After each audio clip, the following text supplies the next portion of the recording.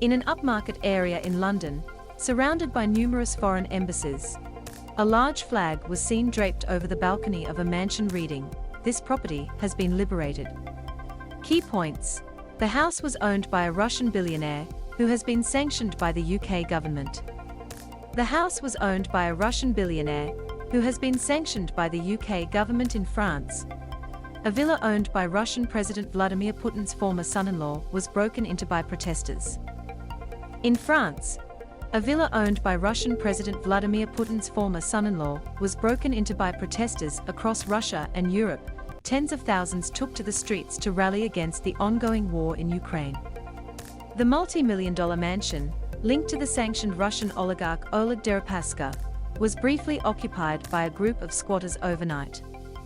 They said they were reclaiming the Belgrave Square property in central London to house Ukrainian refugees.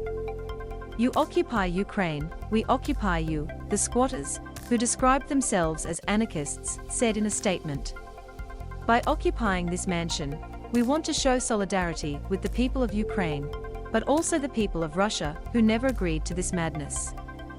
After a lengthy standoff, police in riot gear used a drill to break open the front door, and a crane to reach the squatters perched on the side of the building. 8 people were arrested. It took hours for police to evict the squatters from the mansion in the exclusive London neighbourhood. Britain froze the assets of Mr. Deripaska last week, one of several Russian oligarchs targeted in the wake of Russia's invasion of Ukraine. Mr. Deripaska has stakes in energy company EN Plus Group, the owner of one of the world's major aluminium producers. He's worth an estimated $3.6 billion and has a multi-million-pound property portfolio in Britain, according to the British government. The activists criticised the length of time it may take to implement British sanctions against those identified by the government as being part of Russian President Vladimir Putin's inner circle. They say it might take up to 6 months to seize their property. "Come on, it's ridiculous," one said. Britain has sanctioned about 20 Russian oligarchs, including Chelsea Football Club owner Roman Abramovich, freezing their properties across London and banning them from coming to Britain. A spokesperson for British Prime Minister Boris Johnson told reporters after the incident that the government was working to identify the appropriate use for seized property while owners are subject to sanctions. More Russian oligarch homes targeted. In France, a similar display played out in the southern city of Biarritz, with protesters targeting the homes of Russian oligarchs.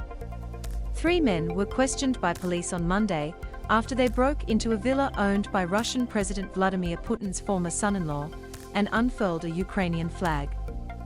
A YouTube video showed one of those arrested waving a Ukrainian flag from one of the villa's balconies. A subtitle read, "The House of the People is ready to host refugees from the Putin regime." The 3 were questioned then released with a warning.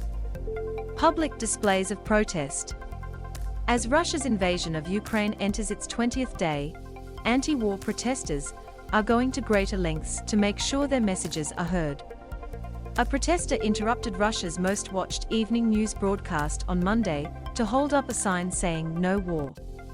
Marina Ovsyannikova, a journalist who works for the channel, was detained after the protest and could face up to 15 years in prison. She could be heard shouting, "Stop the war! No to war," as the news anchor continued to read from her teleprompter.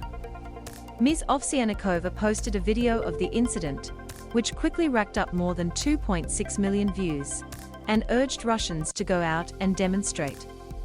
M to mute, left and right arrows to seek, up and down arrows for volume.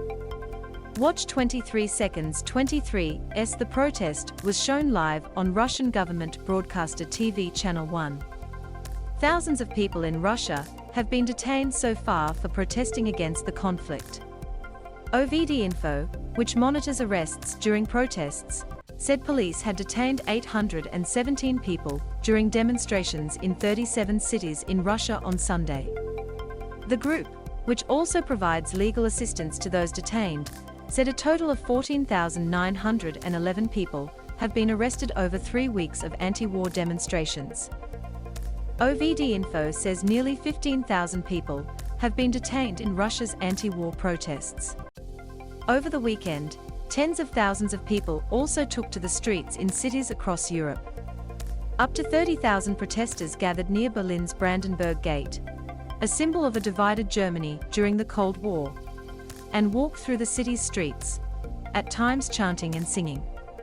Slogans on posters and banners included "Stop Putin," "Stop War," "Russian Soldiers Go Home," and "Solidarity with Ukraine." Around 30,000 people turned out at Berlin's Brandenburg Gate to protest against Russia's invasion of Ukraine. Above all, it's extremely important for Ukrainians to see that we will not forget them, not in 2 weeks, and not after that, protester Hélène Krass said. If we take to the streets every other Sunday, for a year that's okay too. It followed protests on Saturday in the Italian city of Florence, where the square outside the Santa Croce Basilica became a sea of rainbow peace flags peppered with blue and yellow. In France, nearly 10,000 people demonstrated in cities across the country. M to mute, left and right arrows to seek, up and down arrows for volume. Watch 6 minutes 9 seconds 6M Ukrainian journalist details scary moment as Russia begins attack near the Polish border. ABC or Wires.